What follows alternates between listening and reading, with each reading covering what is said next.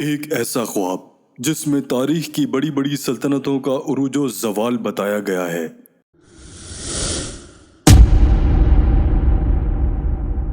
یہ خواب کس نے اور کیوں دیکھا تھا؟ اس کی صحیح تعبیر کیا تھی اور تعبیر بتانے والے شخص کو شیر کے سامنے کیوں ڈال دیا گیا؟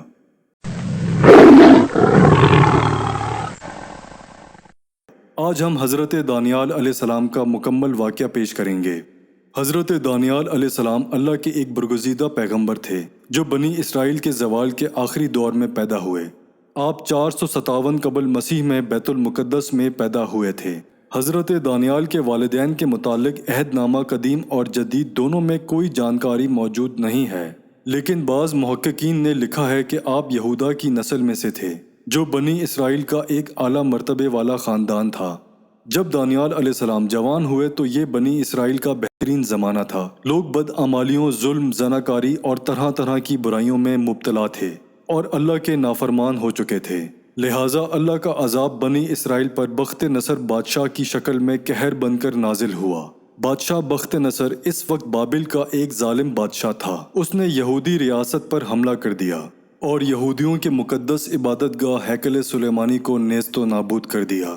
حضرت دانیال کا یہ ماننا تھا کہ بنی اسرائیل کے لوگ چونکہ بے حد برائیوں میں مبتلا ہوئے ہیں، اس لیے بخت نصر کا حملہ خدا کی طرف سے ان پر ایک مار ہے اور اس کی جانب سے دی جانے والی سزا بالکل درست اور منصفانہ ہے۔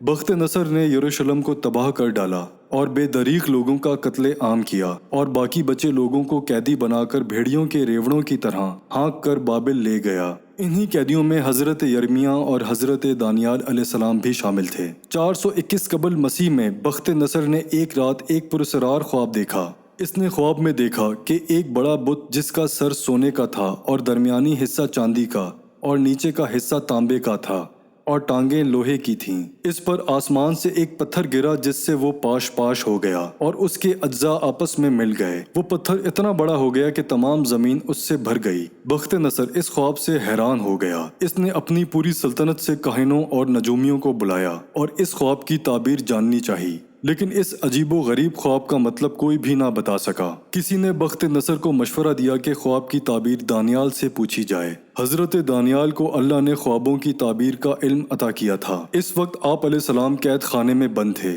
لہٰذا انہیں بخت نصر کے سامنے پیش کیا گیا۔ اس زمانے میں یہ رواج تھا کہ بادشاہ کے سامنے پیش ہونے والا شخص بادشاہ کے سامنے سجدہ کرتا تھا، لیکن حضرت دانیال بخت نصر کے سامنے تشریف لائے تو آپ نے اسے سجدہ کرنے سے انکار کر دیا۔ فرمایا، سوائے خدا کے کسی کے آگے سجدہ کرنا جائز نہیں۔ اس پر بخت نصر خاموش رہا اور اس نے کچھ نہ کہا، کیونکہ اسے پہلے اپنے خواب کی تعبیر جاننی تھی۔ جب اس نے اپنا خواب بیان کیا تو اس کا خواب سن کر آپ علیہ السلام نے فرمایا، اس بت میں جو تو نے سونے کا سر دیکھا تھا وہ تو ہی ہے، اور تیرے بعد ایک اور سلطنت برپا ہوگی جو تجھ سے چھوٹی ہوگی، اور اس کے بعد ایک اور سلطنت جو تانبے کی جو تمام زمین پر حکومت کرے گی، اور چوتھی سلطنت جو لوہے کی طرح مضبوط ہوگی، اور جو تو نے دیکھا کہ اس کے پاؤں اور انگلیاں کشت کمہار مٹی کی اور کچھ لوہے کی تھیں، سو اس سلطنت میں تفرقہ ہوگا، اور ان بادشاہوں کے ایام میں آسمان کا خدا ایک سلطنت برپا کرے گا جو ہمیشہ قائم رہے گی، اور اس کی حکومت کسی دوسری قوم کے حوالے نہ کی جائے گی۔ پھر حضرت دانیال نے فرمایا،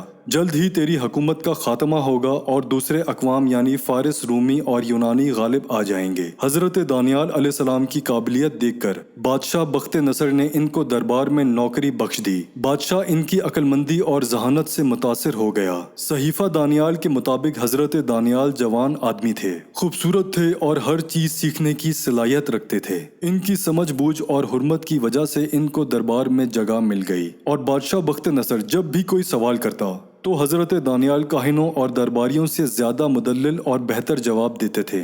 حضرت دانیال نے بابل میں قیام کے دوران کبھی غیر حلال کھانا نہیں کھایا۔ آپ سادہ غذا اور پانی پر گزر بسر کیا کرتے تھے، لیکن اللہ نے ان حلال غذاؤں میں ہی اتنی برکت عطا کر دی تھی کہ آپ بابلی لوگوں سے زیادہ صحت مند نظر آتے تھے۔ حضرت دانیال ہر وقت اپنے پروردگار کی عبادت میں مشغول رہتے تھے اور روز 3 بار بیت المقدس کی جانب رخ کر کے اپنے خدا کی بزرگی اور بڑائی بیان کرتے تھے۔ 410 قبل مسیح میں بخت نصر کو پھر سے پریشان کرنے والے خواب روز آنے لگے۔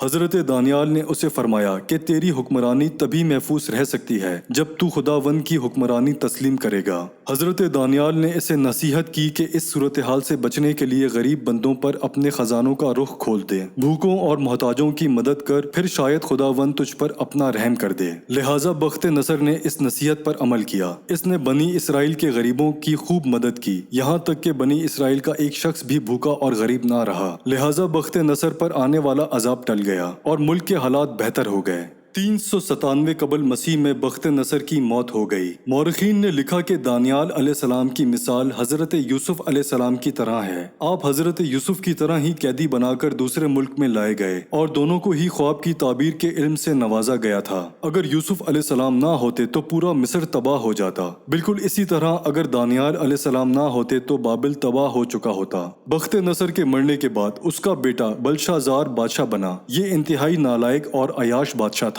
دوسرے وزیر جو حضرت دانیال کے بڑے عہدے کی وجہ سے ان سے جلتے تھے، انہوں نے بادشاہ کو حضرت دانیال کے خلاف بھڑکانا شروع کر دیا اور بادشاہ کو بتایا کہ دانیال نہ آپ کو سجدہ کرتا ہے اور نہ ہی وہ بابل کی سلطنت کا خیر خواہ ہے۔ وہ تو یہ کہتا ہے کہ جلد ہی بابل کی سلطنت کا خاتمہ ہو جائے گا اور اس کے خدا کی حکومت قائم ہو جائے گی۔ لہٰذا بادشاہ نے آپ کو شیروں کے آگے قید خانے میں ڈال دیا۔ حضرت دانیال علیہ السلام نے شیر کے سامنے خود کو بے بس پایا تو آواز لگائی کہ خداوند میں مدد مانگتا ہوں، جس کے آگے یہ شیر بھی اپنا سر جھکا دیتے ہیں۔ اللہ کی قدرت سے شیروں نے آپ کو کوئی نقصان نہیں پہنچایا، اور بعض روایتوں کے مطابق اس وقت قید خانے میں فرشتہ جبرائیل نازل ہو گئے اور شیر فرشتے کو دیکھ کر سہم گئے۔ صبح ہوئی اور جب لوگوں نے قید خانے میں جھانکا تو دیکھا کہ حضرت دانیال علیہ السلام صحیح سلامت موجود ہیں اور شیر ایک کنارے میں بیٹھے آرام کر رہے ہیں۔ آپ کو دیکھ کر لوگ سمجھ گئے کہ آپ ایک نیک اور برگزیدہ شخصیت ہیں، لیکن اب وہ وقت گزر چکا تھا اور خدا کا عذاب قریب تھا۔ بابل پر فارس کے بادشاہ سائرس نے حملہ کر دیا اور بخت نصر کے خاندان کی حکومت کا خاتمہ ہو گیا۔ اس نے حضرت دانیال کو قید خانے سے آزاد کروایا اور انہیں عزت و احترام کے ساتھ اپنے دربار میں وزیر مقرر کیا۔ یہ عظیم اور خدا ترس بادشاہ، جسے تاریخ میں سائرس اعظم کے نام سے جانا جاتا ہے، قرآن مجید میں ذوالقرنین کے نام سے آپ کا ذکر موجود ہے۔ حضرت دانیال نے جو خواب کی تعبیر بتائی وہ بعد میں پوری ہوئی۔ خواب میں آنے والے اس بت کے سونے کے سر سے مراد پہلی مملکت یعنی بابل کی سلطنت ہے۔ دوسری مملکت چاندی کا سینہ یعنی فارس کی سلطنت تھی، جو کہ بابلی سلطنت کے بعد قائم ہوئی تھی۔ تیسری سلطنت یعنی تانبے کی رانے یعنی یونان کی سلطنت تھی، جس نے سکندر یونانی کے بادشاہت کے دور میں سلطنت فارس کو رون ڈالا تھا، اور کچھ لوہے اور کچھ مٹی کی ٹانگیں یعنی چوتھی سلطنت روما یعنی رومن امپائر تھی، جو کہ بعد ازاں دو حصوں میں بٹ گئی تھی۔ ایک مشرقی سلطنت جس کا پایہ تخت قسطنطنیہ تھا اور دوسری مغربی سلطنت جس کا پایہ تخت اٹلی تھا۔ یہود و نصارہ میں سے کوئی بھی اس پر ذرا بھی شک نہیں کرتے کہ چاروں سلطنتوں کے زوال کے بعد ایک سب سے بڑی حکومت قائم ہوئی تھی، جو آسمان کے خدا کی حکومت ہوگی، اور ان سب سے بڑی عظیم اور دنیا میں انصاف قائم کرنے والی ہوگی۔ اہل کتاب حضرت عیسیٰ علیہ السلام کے بعد بڑی بے صبری سے اس عظیم خدائی سلطنت کا انتظار کر رہے تھے۔ وہ یقینی طور پر جانتے تھے کہ یہ سلطنت آخری نبی کے ہاتھوں قائم ہوگی، جسے وہ ارکون یعنی امن کا بادشاہ کہتے تھے۔ آخرکار عرب کی سرزمین پر نبی برحق حضرت محمد صلی اللہ علیہ وآلہ وسلم کی بعثت ہوئی اور خدائی مملکت قائم ہو گئی۔ تمام بت پرست تحریک اور سلطنتوں کو آپ علیہ السلام کے قدموں کے نیچے رون دیا گیا اور اسلام زمین میں ہر سمت بڑھتا چلا گیا۔ لیکن اس پانچویں سلطنت کی تفسیر پر اہل کتاب نے اختلاف کیا اور اس کی تعویل کر ڈالی، کیونکہ اسے قائم کرنے والا نبی بنی اسرائیل میں سے نہیں بلکہ بنی اسماعیل میں آ گیا۔ بہرحال حضرت دانیال علیہ السلام کی تعبیر کے مطابق پانچویں عظیم خدائی سلطنت تا قیامت تک قائم رہے گی، جس کی تجدید امام زمانہ مہدی علیہ السلام کے ہاتھوں قائم ہوگی۔